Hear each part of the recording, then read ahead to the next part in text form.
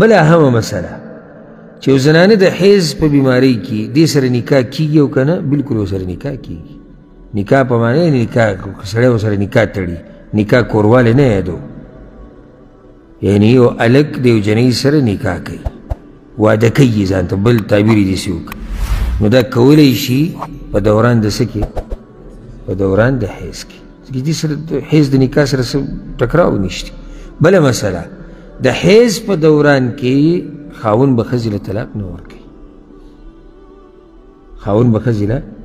طلاق نه ورکوي ځکه چې الله وی که زنانو له طلاق ورکوي نو طلقوهن لعدتهن ولې به له په حیض کې طلاق نه ورکوي سبحان الله شریعت زموږ څومره ښایسته شریعت دی زنانه ته چې طلاق ورکړي د دې عدت څو دی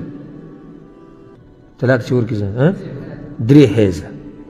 زنانه ته چې طلاق ورکړي عدت یې څو دی درې حیضه ښه اوس یو سړی راولګېدو زنانه له طلاق ورکړو د حیض په دوران کې اوس عدت ټول ګډوډ شو ګډوډ څنګه شو دا اولنې دا کوم حیض کې چې دا به ورسره شمارېږي او که نه نو که د دې ځینه شمارې بیا پاتې دوه دي که دا ورسره نه شمارې نو بیا به څلوري او دا که څنګه او دا داسې نو د دې هر څه نه د بچ کېدو لاره هغه څه ده چې د حیض په دوران کې به طلاق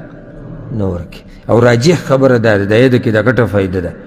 چې د حیض په دوران کې چې طلاق ورکړي دا طلاق نه واقع کېږي دا نه واقع کېږي ځکه رسول صلی الله علیه وسلم عبدالله بن عمر ته ویلو چې کله هغه خپلې بیبي له طلاق ورکړو د حیض په دوران کې وی واپس یې کا چې پاکه شي نو په طهر کې بیا طلاق ورکوو چې کله پاکه شي نو په هغه باندې هغه زنانه څه کړه راواپس یې کړه ځکه چې هغه طلاق د حیض په دوران کې ورکړه نو د حیض د بیمارۍ په دوران کې طلاق نه واقع کېږي دا یو څو مسلې دې سره تعلق ساتو په دې به اکتفا وکړو انشاءالله باقي مسایل به پر روان درس کې او پر روان نشست کې بیانو رب العالمین دې مونږه پوهه کړي په قرآن او په حدیث باندې هذا والله أعلم وصلى الله وسلم على نبينا محمد وعلى آله وصحبه أجمعين